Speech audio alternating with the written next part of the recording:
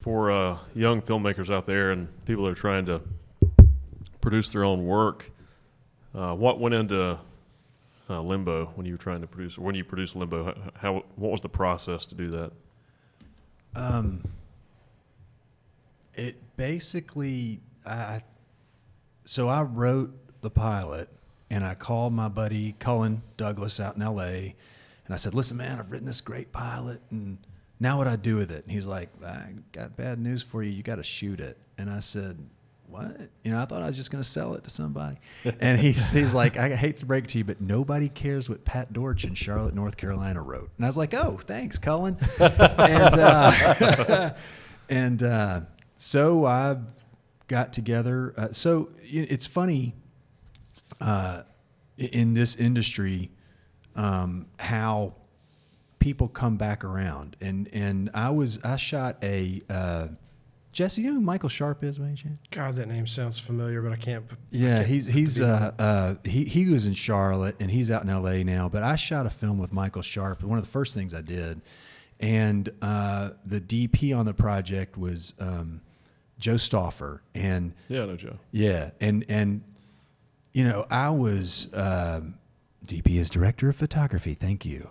I was on that set, and I just remember he had a small crew. They were incredibly tight. They were really professional. He was very respectful of, my process. I had a lot of emotion in that film, and I just remember, I just clocked it. I was like, at some point, there's going to be a project that I'm going to want to shoot, and I'm calling this guy. Yeah, Joe's awesome. Yeah. So, when I had the heartbreaking news from Cullen that I needed to shoot this thing, the first person I called was Jonathan Grubbs, who's a producer around, and I love Jonathan, and he's awesome, and he's very generous. And so I had a couple meetings with him, and he was just kind of, walking me through some things. And then I called Joe and got together with Joe and got some reality. This is going to cost some money. This is going to take some time. You think we're going to be able to shoot it in a month. We're not. It's going to take at least 3 months of pre-production to lock this all in. And if that's too daunting for you, well, then we understand, but that's all true. And so I just said okay and jumped in and just started working my butt off. And Joe and Emily at Shutterblade, they're in Wilmington, were, from the moment I said okay, were in it with me and still are. We're super tight. I call him on everything, and he runs things by me all the time. And then I called my brother Robert, who has always had my back since I can remember, and a dear friend of mine named Mark Sheridan, who I've known since I was a kid. And we grew up in an area of Nashville. We're Catholic, and so we grew up in an area of Nashville that everybody called Vatican Valley, because all the Jewish families lived up on Matzah Mountain, and they had a bunch of money, and then all the Catholic families lived down in Vatican Valley. And so I said, "You guys want to throw some money at this?" And they were like, "Yeah, sure, what the hell." And so we formed Vatican Valley Productions. And that's awesome. Yeah.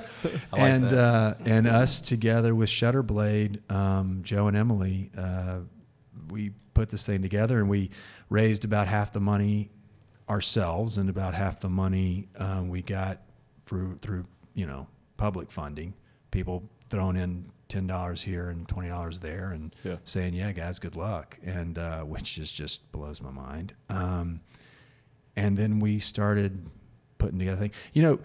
It was amazing to me, the people that just stepped up like it was no big deal. We're just like, "Yeah, sure." Like I went to Rira in Uptown Charlotte, the Irish pub, phenomenal.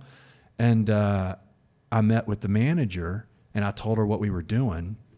So Limbo follows Turlock Orion, who's been around for 1,600 years, and he was born in Ireland, and his job is to save people from making mistakes that make them go to hell.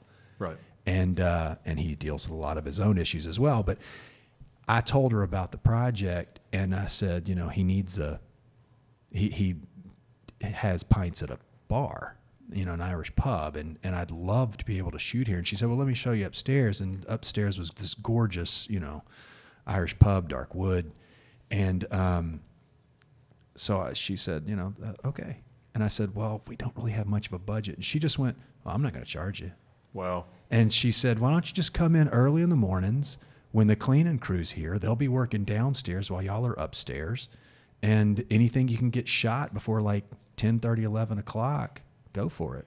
And so 3 or 4 days we shot in Rira and didn't pay a dime. And That's they were amazing. Yeah. And Jonathan, the manager there, was amazing. And he would pour pints for us so they looked really good on camera. Yeah. And it was just, that sort of thing happened all the time. And it was incredible. But we also ran into two hurricanes and a snowstorm while we were shooting. So it's not like things went perfectly. And, we had our bumps. But when it got done, looks like something you'd watch on Netflix. That's a great pilot. Yeah. Thank you. It's really good. Thank you. Thanks, man.